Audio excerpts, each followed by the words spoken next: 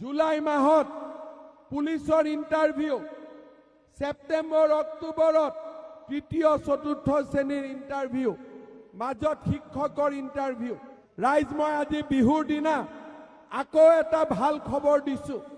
Election হৈ যাব আৰু 50,000 চাকৰি আমি 2024 চনৰ ভিতৰত দিম। আৰু 50,000 চাকৰি। 1 লাখৰ প্ৰতিশ্ৰুতি আছিল, 1 লাখ হৈ গ'ল।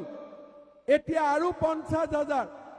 জুলাই মাহত পুলিচৰ ইণ্টাৰভিউ, ছেপ্টেম্বৰ অক্টোবৰত তৃতীয় চতুৰ্থ শ্ৰেণীৰ ইণ্টাৰভিউ, মাজত শিক্ষকৰ ইণ্টাৰভিউ।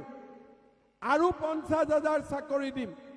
মই মোৰ ভাগিনসকলক, মোৰ ভাইটিসকলক মই কম, পঢ়া শুনা কৰ।